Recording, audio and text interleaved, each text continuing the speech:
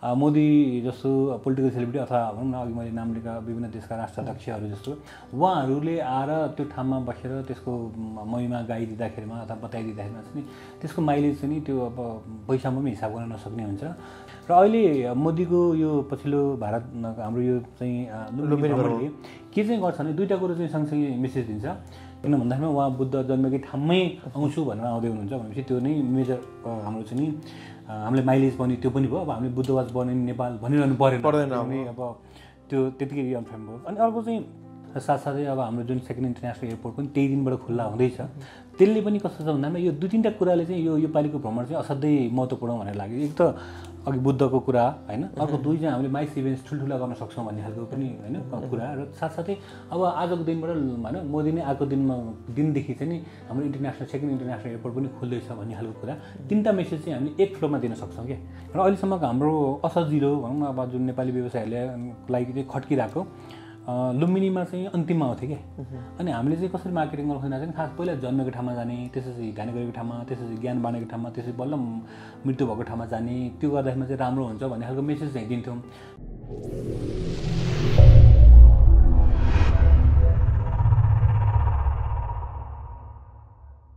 दर्शकवृन्द नमस्कार, धेरै धेरै स्वागत छ। म सन्तोष देउजा।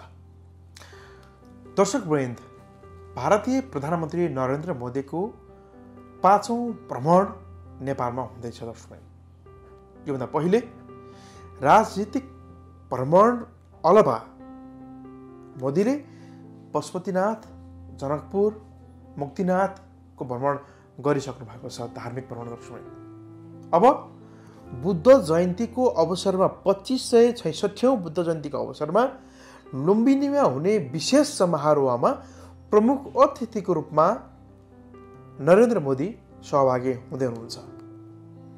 यसले खास गरी नेपालको बौद्ध धर्मावलम्बीहरूको बीचमा कस्तो प्रकारको मेसेज जान्छ, अर्थात् अझै भन्नुपर्दाखेरि विश्वभरि छरेर बसेका बौद्ध धर्मावलम्बीहरूले यसलाई कसरी लिनुपर्दछ।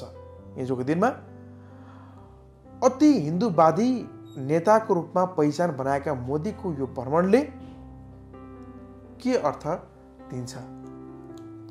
अझ नेपालको पर्यटनको क्षेत्रमा यो भ्रमणले इट्टा थपेको हामीले महसुस गरेका छौँ। कस्तो मेसेज दिन्छ दर्शकभाइ? यो विषयसँग सम्बन्धित रहेर कुराकानी गर्नको लागि यति बेला म नेपाल टुरिज्म बोर्डका निर्देशक एवं प्रवक्ता मणि लामिछानेसँग छु। नमस्कार। नमस्ते हजुर। अब नेपाल सरकारको आयोजना हो यो कार्यक्रम, तपाईँहरू पनि सरिक हुनुहुन्छ।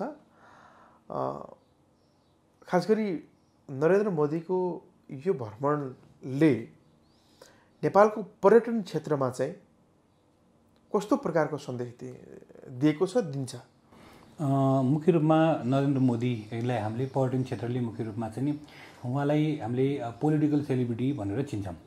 उहाँको आफ्नो पोलिटिक्स छ जुन, र उहाँले आफ्नो चाहिँ इन्डियामा पछिल्लो समयमा प्रधानमन्त्री भए पछाडि गरेर उहाँले जुन संसारभरि ख्याति प्राप्त गर्नुभएको छ, त्यसले गर्दाखेरिमा इन्डियन डायस्पोराहरू संसारको 200 भन्दा बढी देशमा जान छोडेर रहेका छन्। ती सबैले उहाँको बारेमा चासो लिएका हामीले पाएका छौँ। र संसारका मुख्य पोलिटिकल सेलिब्रिटी भन्दाखेरि जस्तै अमेरिकाको राष्ट्रपति, चीनका राष्ट्रपति, भारतका प्रधानमन्त्री, त्यसै गरी रसियाका राष्ट्रपति, यी 4-5 जना चाहिँ एकदम संसारका शक्तिशाली र उहाँहरूले बोल्नु भएका कुराहरू, उहाँहरूका गतिविधिहरू चाहिँ संसारभरि एकदम चासोको विषय बन्छ। त्यसै गरिकन अब हामीलाई सजिलो चाहिँ कस्तो भन्दाखेरिमा नरेन्द्र मोदीको यो हाम्रो 5औं नेपालको उहाँको भ्रमण हो।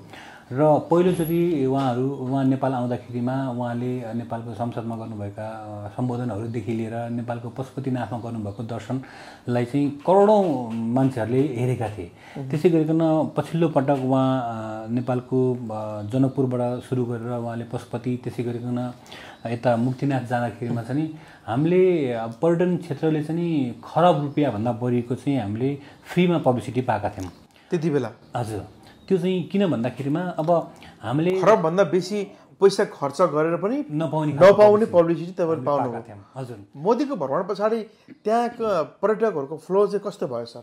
अब जनकपुरमा को कुरा गर्यो भन्दाखेरिमा पछिल्लो समयमा मोदीको भ्रमण पश्चात अब दुईवटा छ, भ्रमण अगाडि र भ्रमण पश्चात होइन। भ्रमण अगाडि तपाईँको के भयो भन्दाखेरि मोदी आउने भने पछाडि त्यो सिटी नै क्लिन भयो क्या, जुन चाहिँ कति साल पछाडि त्यति सफा भएको भनिन्छ होइन।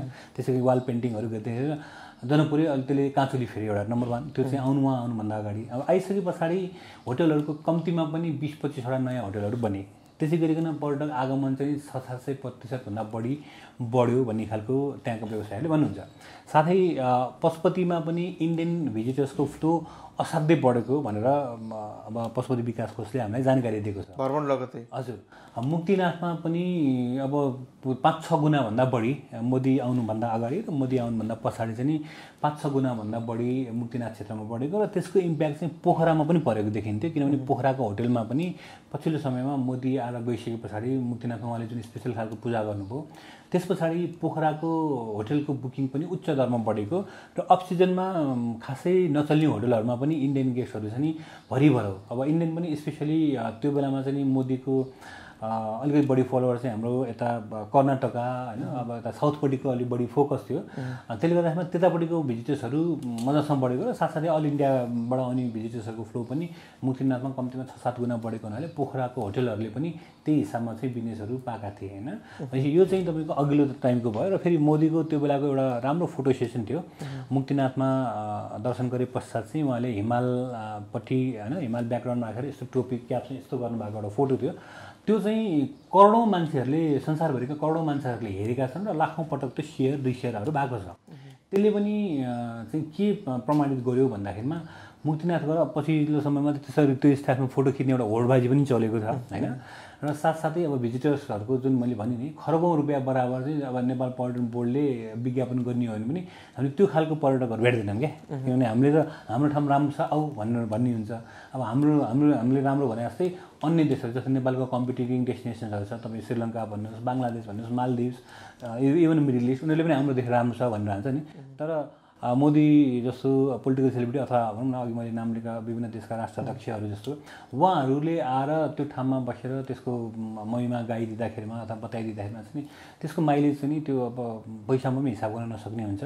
त्यो हिसाबको माइलेज अब हाम्रो उहाँको जुन अहिले 5औँ भिजिट हुँदैछ लुम्बिनीमा पर्सि बुद्ध जयन्तीको दिन 2 गते, त्यसले पनि अब हाम्रो करोडौँ भनौँ अरबौँ रुपियाँ अरबौँ खरब रुपियाँको चाहिँ प्रमोसन लुम्बिनी क्षेत्रले पाउँछ भन्ने जस्तो लाग्छ। जस्तो बुद्धलाई चाहिँ कतिपय ग्रन्थहरूले, कतिपय पुस्तकहरूले होइन, खास गरी धेरै इन्डियन मिडियाहरूले पनि भारतमै जन्मेका हुन् भन्ने प्रकारको बहस चलाइरहने, अनि हामीले चाहिँ इभन पर्यटन बोर्डले पनि बुद्धवाज बर्न इन नेपाल भन्ने एउटा क्याम्पेनिङ पनि गर्नुपर्ने, हरेक वर्ष यसलाई तपाईँको हामीले फुकिरहनु पर्ने अवस्था थियो। मोदीको यस अगाडिको नेपाल भ्रमणमा संसदमै मोदीले चाहिँ बुद्ध नेपालमा जन्मेका हुन् भनेर उहाँले बोलिसक्नु भयो। त्यस पछाडि त्यसपछिको सिलसिलामा आउँदाखेरि उहाँको त्यो सम्बोधन पछाडि नेपालीहरूको सेन्टिमेन्ट मोदीसँग भारतसँग चाहिँ त्यो भाषणले, त्यो एउटा अभिव्यक्तिले कस्तो जोड्यो जस्तो लाग्छ तपाईँलाई? राम्रो भएको थियो। किन भन्दाखेरि संसद सम्मेलनमा उहाँले हिमालको पानी होइन जवानी भनेर एउटा के लाइन मिलाएर भन्नुभएको थियो। त्यसले गर्दाखेरिमा चाहिँ नेपाल चाहिँ नेचुरल गड गिफ्टेड डेस्टिनेसन हो, फेरि देवभूमि पनि पटक पटक सम्बोधनमा भन्नुभएको थियो होइन। त्यसले गर्दाखेरिमा चाहिँ नेपाल चाहिँ यो चाहिँ फ्रेन्डली कन्ट्री हो, यहाँको मान्छेहरू राम्रा छन् लगायतका कुराहरू उहाँले गर्नुभए पछाडि अहिले पिपल टु पिपल रिलेसन मलाई लाग्छ नेपाल र भारतको कहिले पनि बिग्रेको छैन क्या। अब हामी इन्डियामा विभिन्न खालका मेलाहरूमा उपस्थिति जनाउँछौँ हामी होइन। अब पर्सि हामी यही 4 देखि 6 गतेसम्म चाहिँ नि भारतको नयाँ दिल्ली हामी 23वटा कम्पनीहरू लिएर जान्छौँ नेपाल पर्यटन बोर्डको नेतृत्वमा। त्यसमा पनि हामीले नेपालको प्रचार प्रसार गर्छौँ। भनेपछि इन्डियन पर्यटकहरू आउनको लागि मोदीको भिजिटले जहिले पनि सकारात्मक सन्देश दिएको छ। उहाँको भाषणहरू, उहाँको त्यसले एउटा सेन्टिमेन्ट त जोडेको जस्तो लाग्छ तपाईँलाई? जस्तो हो यही चिज भन्दैछु। हिजोको दिनमा बुद्ध नेपालमा जन्मेका हुन् भनेर हामीले चाहिँ नारा बनाउनु पर्ने अवस्था थियो, संसारभरि यो कुरा सुनाउनु पर्ने हाम्रो अवस्था थियो भने अहिले खासमा त्यो कन्ट्रोभर्सी भनेकै नेपालमा जन्मेका हुन् कि भारतमा जन्मेका हुन् भन्ने मात्रै थियो नि त। तर त्यो सबै कुरालाई चिर्दै पहिलो पटक सम्भवतः मलाई लाग्छ, मलाई त्यो जानकारीमा छैन, त्यसो भए मैले धेरै अध्ययन गरेँ, पहिलो पटक भारतको एउटा प्रधानमन्त्री लेभलको मान्छे लुम्बिनीमा आयोजना गरेको यो त पहिलो जस्तो लाग्छ मलाई। लुम्बिनीको कार्यक्रममा यो कार्यक्रममा मोदी सहभागी हुँदै गर्दाखेरि स्वत रूपमा लुम्बिनीमा नेपालमा बुद्ध जन्मेको भन्ने कुरा एक्सेप्ट भएको त यतिकै भइहाल्यो होइन। यसले दिने मेसेज के हो? मुख्यमा यस्तो छ, दुईवटा कुरा छ। यो अहिले अब यहाँले भन्नुभएको चाहिँ कहिले बुद्ध नेपालमा जन्मे हामी भन्ने, फेरि भारतले नि भारतमा भन्ने खालको त्यो आइरहँदाखेरिमा चाहिँ नि मोदीको फर्स्ट सम्बोधनबाटै त्यसलाई चिरिने काम भएको थियो। र खास कतिपय अब जस्तै हामीले भारत जाँदाखेरिमा पनि विभिन्न कुरा गर्दाखेरिमा के बुझ्छौँ भन्दामा जस्तै यो सबै छ नि नेपाल, भारत, इन्डिया भन्न यता हाम्रो पाकिस्तान, अफगानिस्तान लगायतको बङ्गलादेश सबै एरिया चाहिँ पहिला चाहिँ हामी सोच्थ्यौँ पनि सुन्छौँ नि भारतवर्ष भन्दै क्या होइन। इन्डियन अङ्ग्रेजीमा भन्दाखेरि इन्डियन सब कन्टिनेन्ट भयो। त्यो हिसाबमा चाहिँ अब पहिला त पोलिटिकल बााउन्ड्री नहुँदाखेरिमा त सबै भारतवर्षमा भयो नि त। भनेपछि भारतवर्ष हिसाबमा कतिपयहरूले चाहिँ त्यही भारतवर्षलाई भारत भन्छ नि भारतमा जन्मिया भन्ने लाइनबाट कुरा भएको पनि बुझियो। किनभने अनि हामीले चाहिँ जति पनि फेयरहरूमा जान्छौँ त्यसमा चाहिँ हामीले त्यो हो भन्ने खालको हिसाबमा हामीले क्लेरिफाई गर्छौँ। अब त्यसमा चाहिँ मोदीले नै एक्सेप्ट गरिसक्नु भए पछाडि र अब पोलिटिकल बााउन्ड्री हुँदाखेरिमा चाहिँ लुम्बिनी क्षेत्र नेपालमा परेको भने अभियसली त्यसमा कसैलाई दुई मत नभएको कुरा भयो होइन। र अहिले मोदीको यो पछिल्लो भारत हाम्रो यो चाहिँ लुम्बिनी भ्रमणले के चाहिँ गर्छ भने दुईवटा कुरो चाहिँ सँगसँगै मेसेज दिन्छ। त्यो नेपालमा बुद्ध जन्मेको भन्ने कुरा जति हामीले चिच्याएर भनिरहन्थ्यौँ र इन्टरनेसनल कम्युनिटीले कहिले सुन्ने कहिले भारतले नसुन्ने, यो हाम्रो लागि एउटा अवसर पनि भयो। त्यो चाहिँ मजासँग चिरिन्छ, ठुलो अवसर भयो। किन भन्दाखेरि उहाँ बुद्ध जन्मेकै ठाउँमै आउँछु भनेर आउँदै हुनुहुन्छ भनेपछि त्यो नै मेजर हाम्रो चाहिँ नि हामीले माइलेज पनि त्यो पनि भयो। अब हामीले बुद्धवास बन्ने नेपाल भनिरहनु पर्दैन अब त्यो त्यतिकै अनफाइम भयो। अनि अर्को चाहिँ पहिलोचोटि चाहिँ तपाईँ के हुँदैछ भने नेपालमा यो 5000 अट्ने जुन लुम्बिनीमा बनेको छ नि हल, त्यो हलमा यो कार्यक्रम हुने भने पछाडि चाहिँ अब हामीले जहिले पनि के हुन्थ्यो नि बुद्ध पूर्णिमाको दिनमा चाहिँ इभेन्ट गर्न लाग्यो भने होइन अस्थायी खालको बनाउने, फेरि हावाहुरीले उडाउने, त्यो विविध खालको भइरहेको हुन्थ्यो। अब यसले चाहिँ नि 5000सम्म क्याटर गर्न सक्ने खालको चाहिँ माइस इभेन्ट्स भन्छ नि हाम्रो टुरिज्ममा, त्यस्तो खालको इभेन्ट्स क्याटर गर्नलाई पनि अब लुम्बिनी क्षेत्र सक्षम छ भन्ने खालको मेसेज पनि यसले दिन्छ। त्यसले गर्दाखेरि चाहिँ अहिले पछिल्लो समयमा यहाँले हेर्नुभयो भने लुम्बिनी क्षेत्रसँग जोडिएका जुन भारतका उत्तर प्रदेश होइन, अलिकति उतापट्टि बिहार, उतापट्टि उत्तराखण्ड, यो क्षेत्रका पनि ठुल्ठुला 4-5 हजार अट्नीसम्म खालको चाहिँ कन्फरेन्सेस गर्नु पऱ्यो भनेदेखिमा बुद्धको पावन भूमिमा बसेर गर्नु पऱ्यो भनेदेखिमा चाहिँ त्यो पनि सम्भव छ भन्ने खालको कुरो चाहिँ नि मोदीको भ्रमण लगत्तै अथवा त्यो यो भ्रमण पछाडि चाहिँ त्यो पनि प्रुभ हुन्छ। जसले गर्दाखेरि चाहिँ लुम्बिनी क्षेत्रको होटल व्यवसाय र पर्यटन क्षेत्र त्यसको भनौँ न यो आसपासका सबैलाई चाहिँ यसले मजाको सकारात्मक सन्देशहरू चाहिँ जाने देखिन्छ। भनेको जसरी पशुपतिमा, जनकपुरमा, मुक्तिनाथमा दर्शन गर्नेहरूको भिड बढ्यो, हजुर, पर्यटकहरूको 5-7 गुणै बेसी चाहिँ तपाईँको मजासँग अझ बढी होला हजुर सङ्ख्याको हिसाबले होइन। मैले हामी लुम्बिनीमा अब त्यो अपेक्षा गर्न सक्छौँ मजासँग। त्यो त मैले अघि दिएको त फर्स्ट इयरको डेटा मात्रै हो। त्यसै गरी प्रत्येक साल एकदम भनौँ न बढोत्तरी त्यसको इन्क्रिमेन्टको रेट असाध्यै राम्रो छ। र अहिले मोदीको भ्रमण लगत्तै मलाई लाग्छ यो हाम्रो लुम्बिनी क्षेत्रको 3-4 गुणा त आरामसँग बढ्छ त्यो फर्स्ट इयरमै होइन। त्यस पछाडि पनि बढ्ने क्रम त निरन्तर रहन्छ, किनभने मोदीलाई नचिन्ने अब संसारभरि सायदै मान्छे होलान् होइन। त्यसमा पनि अब भारतमा त अब कुरै पनि भएन होइन। त्यसले गर्दामा यसले दिने मेसेज चाहिँ असाध्यै राम्रो हुन्छ। आउँदा दिनहरू चाहिँ लुम्बिनी क्षेत्रको लागि समग्र पर्यटन क्षेत्र, नेपालको पर्यटन क्षेत्रलाई चाहिँ यसले पोजिटिभ इम्प्याक्ट पनि पर्छ। र साथसाथै अब हाम्रो जुन सेकेन्ड इन्टरनेसनल एयरपोर्ट पनि त्यही दिनबाट खुल्ला हुँदैछ। त्यसले पनि कस्तो छ भन्दामा यो 2-3टा कुराले चाहिँ यो पालिको भ्रमण चाहिँ असाध्यै महत्त्वपूर्ण भनेर लाग्यो। एक त अघि बुद्धको कुरा होइन, अर्को दुई चाहिँ हामीले माइस इभेन्ट्स ठुल्ठुला गर्न सक्छौँ भन्ने खालको पनि होइन कुरा। र साथसाथै अब आजको दिनबाट होइन मोदी नै आएको दिनदेखि चाहिँ नि हाम्रो सेकेन्ड इन्टरनेसनल एयरपोर्ट पनि खुल्दैछ भन्ने खालको कुरा, 3टा मेसेज चाहिँ हामीले एक फ्लोमा दिन सक्छौँ क्या। त्यसले गर्दाखेरिमा चाहिँ आउँदा दिनहरूमा लुम्बिनी क्षेत्रको पर्यटन प्रवर्धन विकासमा चाहिँ यो चाहिँ कोसीढुङ्गा साबित हुँदैछ पछि। अब अन्तिममा जहाँ जाँदै मणि सर लुम्बिनी त्यसै गरी बोधगया होइन, त्यसै गरी तपाईँको चाहिँ यसलाई तपाईँको चाहिँ हामीले एउटा बुद्धिस्ट सर्किटको रूपमा हामीले तपाईँको विकास गर्नको लागि चाहिँ हामी नेपाल सरकारले खास गरी तत्त्व निकायसँग कोर्डिनेसन गर्नु आवश्यक छ कि छैन? तपाईँहरूले चाहिँ यो सर्किट निर्माण गर्नको लागि चाहिँ तपाईँहरूले कतिको ध्यान पुर्याउनु भएको छ? यो अहिले यसमा तयारी के छ? हाम्रो नेपाल र भारतको उच्च स्तरीय एउटा कमिटी पनि बनेको छ जसले चाहिँ यो हाम्रो बुद्धिस्ट सर्किटलाई प्रमोट गर्ने भनेर। र अहिलेसम्मको हाम्रो असजिलो भनौँ न अब जुन नेपाली व्यवसायहरूले लागि चाहिँ खड्किरहेको लुम्बिनीमा चाहिँ अन्तिममा आउँथ्यो क्या। अनि हामीले चाहिँ कसरी मार्केटिङ गर्नु खोज्दा चाहिँ खास पहिला जन्मेको ठाउँमा जाने, त्यसपछि ध्यान गरेको ठाउँमा, त्यसपछि ज्ञान बाँडेको ठाउँमा, त्यसपछि बल्ल मृत्यु भएको ठाउँमा जाने, त्यो गर्दाखेरिमा चाहिँ राम्रो हुन्छ भन्ने खालको मेसेज चाहिँ दिन्थ्यौँ। तर फ्लाइटको कनेक्टिभिटीले हामीलाई जहिले पनि समस्या परिरहन्थ्यो कि होइन।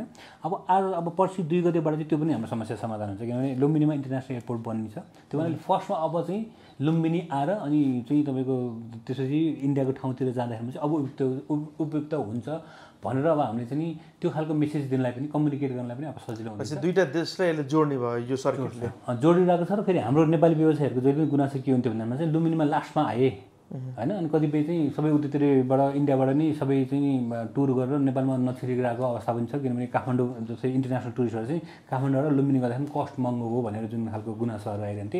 अब लुम्बिनीमा एयरपोर्ट बनिसके पश्चात त तपाईँको फर्स्टमा लुम्बिनीमा आउने, त्यसरी होइन उहाँले ज्ञान पाएको ठाउँ, त्यसरी ध्यान बाँडेको ठाउँ, त्यसरी परिनिर्माण भएको ठाउँमा जाने भन्ने खालको त्यो खालको सिरिज चाहिँ नेपालबाट जुन स्टार्ट गर्ने भनेर काठमाडौँको व्यवसाय अथवा हाम्रो जुन व्यवसायले भन्नु भएको थियो त्यो पनि बिस्तारै अब चाहिँ त्यसले पनि एउटा मुभमेन्टम लिन्छ।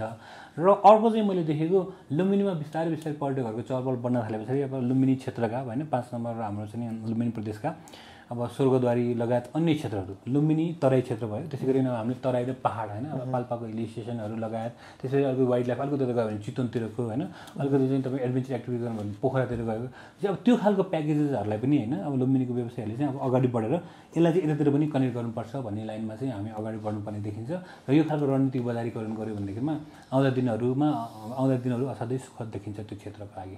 हस्, यहाँको महत्त्वपूर्ण जानकारी र समयको लागि हार्दिक धन्यवाद छ। मलाई पनि अब आफ्ना कुराहरू राख्ने मौका दिनुभएकोमा देउजाजी लगायत त्यहाँको सम्पूर्ण टिमलाई धन्यवाद।